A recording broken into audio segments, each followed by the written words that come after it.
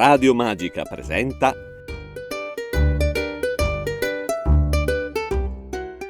I giganti delle valli. Davide Calì racconta il castagno secolare di Canalaz, nel comune di Grimacco. C'è stato un tempo in cui gli uomini delle valli dividevano la terra con i giganti. Quando un gigante capitava in zona, era una sventura. Un gigante beveva ogni giorno il latte di 4 o 5 mucche e mangiava almeno 2 o 3 maiali. I giganti erano anche ghiotti di miele e di mosto.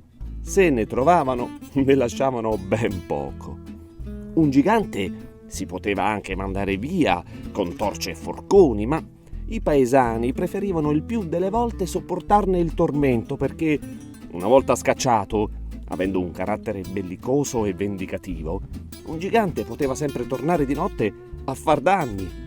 Per cui la gente accettava di buon grado la mala sorte, o meglio, lo sopportava il mal capitato di turno che si vedeva mangiare i maiali e il miele e spremere le mucche come limoni, mentre gli altri paesani lo risarcivano come potevano.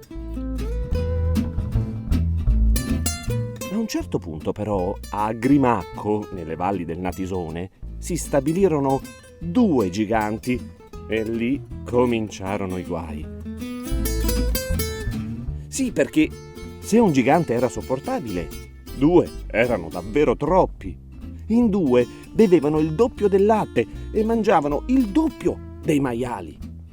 Quando non trovavano abbastanza miele e mosto, sradicavano una casa per servirsi del vino contenuto nelle botti in cantina. Fu così che il capovillaggio decise di andare a fargli un discorsetto. Qui siamo gente povera. Lo capite anche voi che in 2 non vi si può mantenere. Possiamo tenere solo un gigante.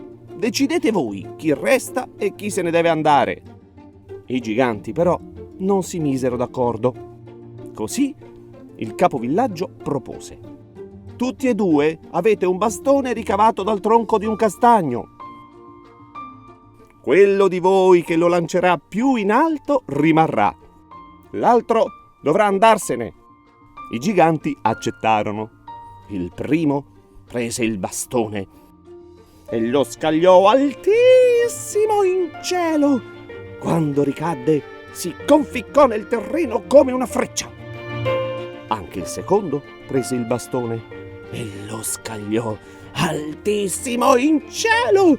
E quando tornò giù, si conficcò nel punto preciso dell'altro. E il risultato non era chiarissimo. Così il capovillaggio propose una seconda prova.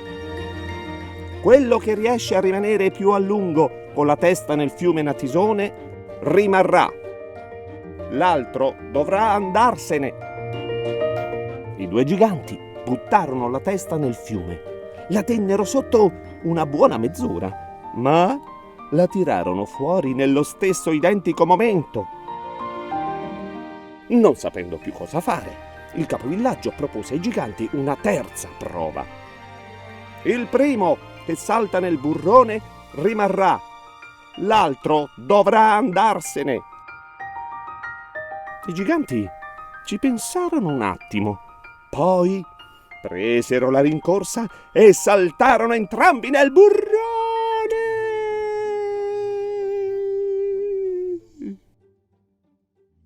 Nessuno li vide più. Dai 2 bastoni conficcati al suolo germogliarono però 2 castagni e quelli, dopo 400 anni, sono ancora lì. Con il tempo si sono fusi in un unico albero gigante.